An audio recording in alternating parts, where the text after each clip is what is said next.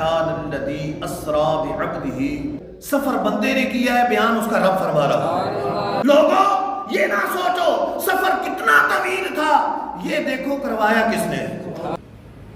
عمومی طور پہ سفر نامہ بیان کیا جائے تو اس میں 9 چیزیں بیان کی جاتی ہیں۔ سفر کس نے کروایا، سفر کس نے کیا، سفر کا آغاز کہاں سے ہوا، سفر کس طرف ہوا، کہاں تک ہوا، سفر دن میں ہوا یا رات میں ہوا، سفر کتنی دیر میں ہوا، سفر کس لیے کیا گیا، جس طرف کیا گیا اس جگہ کی خصوصیت کیا ہے، سفر ضرورت کی وجہ سے کیا گیا یا صرف سیر تھی، کوئی ضرورت وہ نہیں، وہ سیر کے انداز میں کیا گیا۔ تو اللہ عز و جل نے اس آیت مبارکہ کے اندر ان 9 چیزوں کو انتہائی جامعیت کے ساتھ بیان فرما رہے ہیں۔ سفر کس نے کروایا؟ سبحان، اس ہستی نے کروایا جو ہر عیب سے پاک اور ہے۔ کس نے کیا؟ بعبدہ، اپنے بندے کو کروایا۔ کہاں سے آغاز ہوا؟ من المسجد الحرام، کس طرف پہلے گئے؟ الی المسجد الاقصی، مسجد اقصی کی طرف روانگی ہوئی۔ یہ سفر دن میں ہوا یا رات میں ہوا؟ اسرا، رات میں سفر کروایا۔ سفر کتنی دیر میں ہوا؟ لیلن، رات کے تھوڑے سے حصے میں ہوا، قلیل وقت میں ہوا، تھوڑے سے وقت میں ہوا۔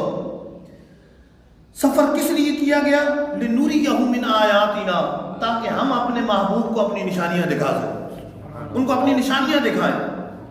سفر تھا، سیر تھی، تو فرمایا اسرا، رب نے اپنے محبوب کو سیر کروائی، نشانیاں دکھانے کے لیے یہ سیر کروائی گئی۔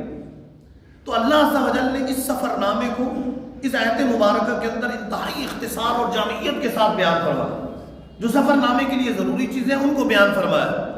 یہاں ایک بات غور طلب ہے کہ اگر سفر کوئی وزیر کرے تو صحافی بیان کرتے ہیں، سیٹھ کرے تو خادم بیان کرتے ہیں، مالک کرے اس کے غلام بیان کرتے ہیں، لیکن یہاں معاملہ عجیب ہے۔ سفر بندے نے کیا ہے، بیان اس کا رب فرما رہا۔ کوئی دوسرا بیان بھی کیسے کر سکتا ہے؟ کوئی دوسرا ساتھ ہی نہیں تھا۔ جبرائیل علیہ السلام بھی سدرۃ المنتہا تک تھے، اس کے آگے آقا نامدار صلی اللہ علیہ وسلم نے تنہا سفر کی، آپ تنہا تھے تو اور کوئی بیان کر نہیں سکتا تھا، تو رب ہی بیان فرما سکتا تھا یا اس کے محبوب بیان کر سکتے تھے۔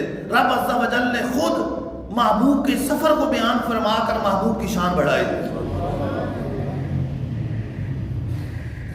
سبحان سے آغاز کیا، سبحان الذی اسرا بعبدہ، اس کی حکمت علماء نے بیان فرمائی۔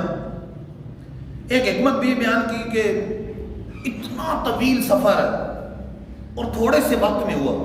حدیثوں میں آتا ہے کہ ہر آسمان کے درمیان 500 سال کی راہ، اور 7 آسمان تو 3500 سال کی راہ، اتنی طویل سفر، اور یہ صرف آسمان، یہاں مسجد اقصی، پھر پہلے آسمان، پھر دوسرے، پھر تیسرے، اچھا 7ویں، یہ عرش اولا، پھر اس سے بھی ماورا، اتنا طویل سفر کیا، اور وقت کتنا لگا؟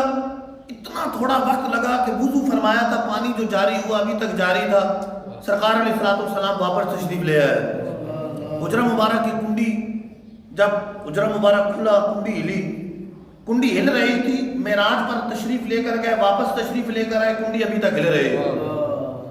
تفسیر روح المعانی کے اندر لکھا ہے سرکار دو عالم صلی اللہ علیہ وسلم جب معراج پر جا رہے تھے تو اس وقت ایک درخت کی شاخ سرکار دو عالم صلی اللہ علیہ وسلم کے جسم اقدس کا بوسہ لے لی، حضور کے جسم اقدس سے ٹکرائی، شاخ ہلنا شروع ہوئی، حضور معراج پر تشریف لے کر گئے، واپس تشریف لے کر آئے، وہ درخت کی شاخ اسی طرح ہل رہے تھے،